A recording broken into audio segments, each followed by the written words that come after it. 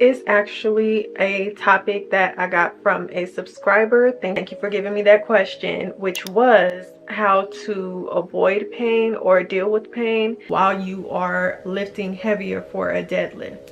We all know that deadlifts are a major component to getting that hourglass shape, to growing your glutes. It's so good for the glutes and the hams and even lower back strength. The number one thing that it's good for, that is surprising to most of my clients when I tell them that, is your core.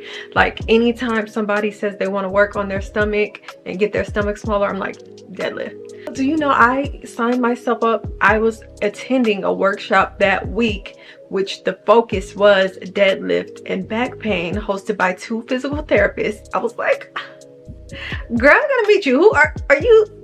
The daughter of, like, you are God's favorite for sure. I attended that workshop and I got so much in-depth information. You're gonna feel amazing. You're gonna feel so confident going into deadlift the weight that you should be deadlifting after this video. Promise you that. After my little ramble, we're gonna divide this into a couple of sections, 3 main sections.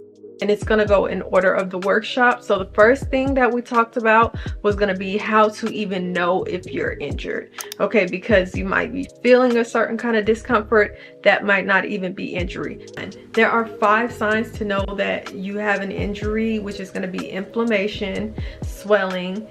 Second, you're going to not be able to lift as much or do as much of the exercise. Your strength output will be decreased. So if you normally deadlift about 40, 50, 70, whatever it is, it's decreased. Another obvious sign is going to be pain, and another obvious sign is going to be like a tingling numbness sensation. Okay, so that's what we got up front.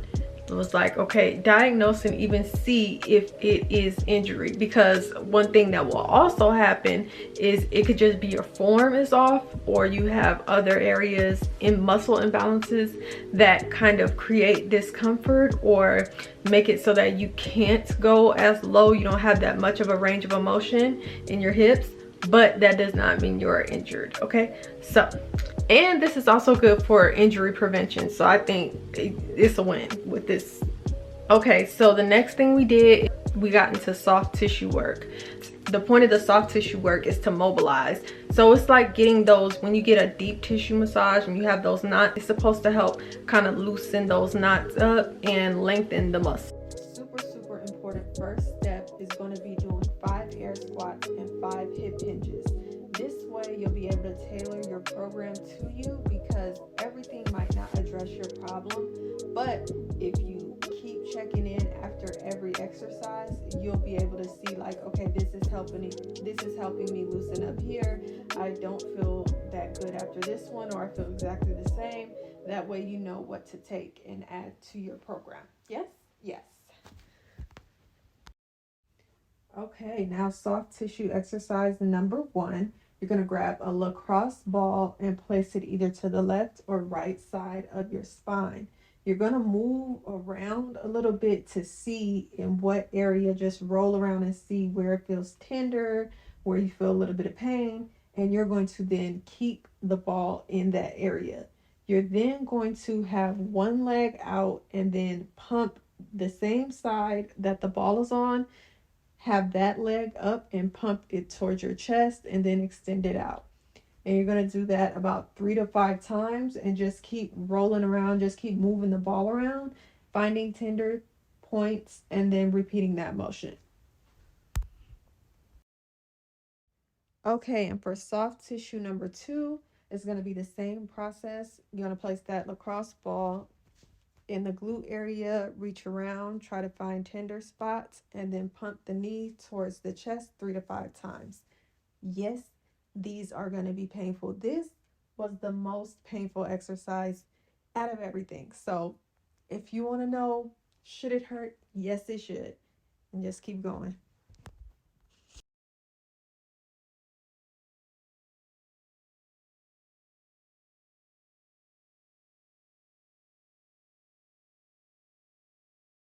So the next thing we worked on was lengthening, What was really good to me about these exercises is that they're not only going to activate you and work all the areas of the muscles, but they are exercises that stabilize you in the meantime as well. So, meaning like in the beginning of this video, if you did have an injury, these are things that you literally can do while you're still injured, and they're going to safely help you get over that injury. So it's going to address the root cause so you don't end up making it worse. And the last thing that we worked on was a little bit of activation. But let me tell you, it was no regular activation, okay? This increases your range of motion. So that means you see that hip hinge? If you can get a better hip hinge back, that means you're going to be activating more glute and hamstring leg muscle fibers when you are deadlifting, which means what we're here for, the gains. So definitely anybody can take this, injured or not. If you're trying to deadlift heavier and get gains from that, having a better range of motion is going to prevent injury. So I really liked everything that I learned in this workshop. And we also got what I kind of feel is like a bonus.